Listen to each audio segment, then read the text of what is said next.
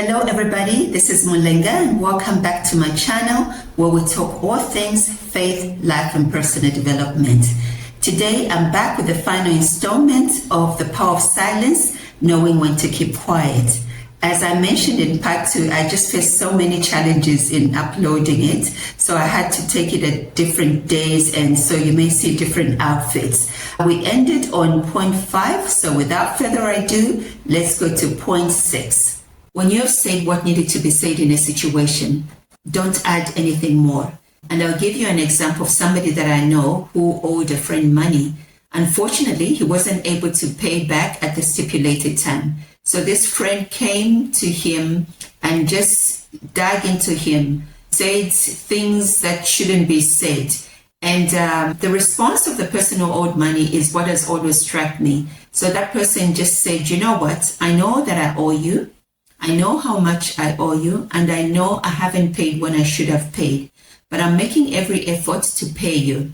Now here's the situation. Once I pay you what I owe you, my debt to you will be finished. But what are we going to do about the words that you're speaking? And that has always struck me, to say, let's try not to say more than we need to.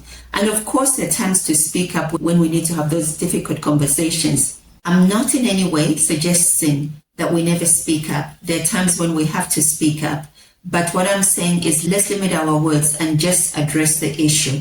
Now, unless, of course, you don't care to have a relationship with that person, then you can blurt out whatever comes out of your mouth. But if after that situation has been dealt with, you still want to have a relationship with your friend, then minimize what you say and stick to the necessary. Number 7. When you've had a chance to speak and now it's somebody else's turn to speak, it's time to be quiet. I'm sure a lot of you have watched a talk show and there's a guest that you're really excited to hear what they have to say, and the interviewer is not giving that person a chance. They would ask the right question, but while the guest is answering, then they interrupt. So as annoying as you find it when the talk show host is doing that, that's how annoying you are, or that's how annoying I am when I do that. So it doesn't make it right when we're doing it, and then when somebody else is doing it, then they're being rude. It's just something that we should aspire to do. And I'm not coming to you as an expert. Oh my gosh, I really know how to do this well. But I'm just sharing what I've learned and what I'm aspiring to. Sometimes I pass the test, but there are other times when I don't. But you know what? We still have to continue pressing in to learn to do what is right. Number 8, during prayer time. So prayer is supposed to be a dialogue, right? You talking to God and God talking back.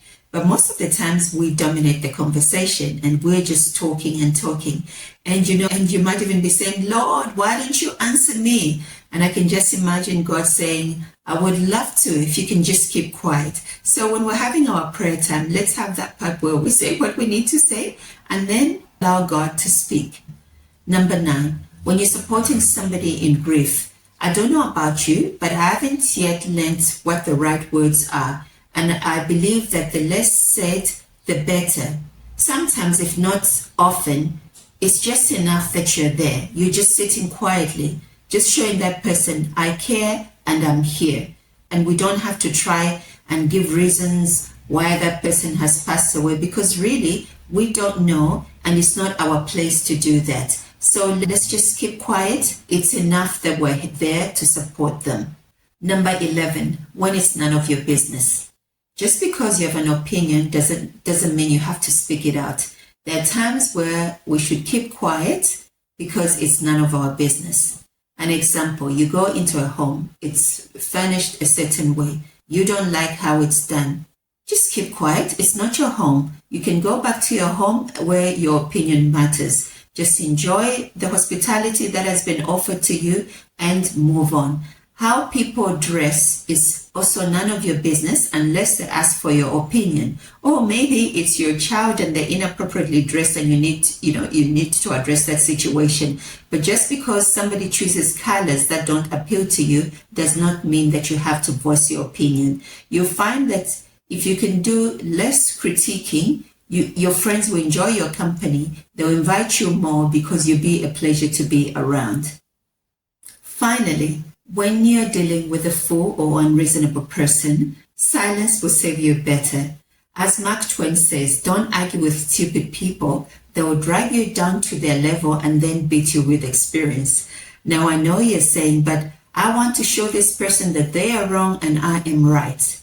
You are right in your opinion, but you'd be wrong to take them down at their level. Another saying attributed to Mark Twain says, don't argue with a fool.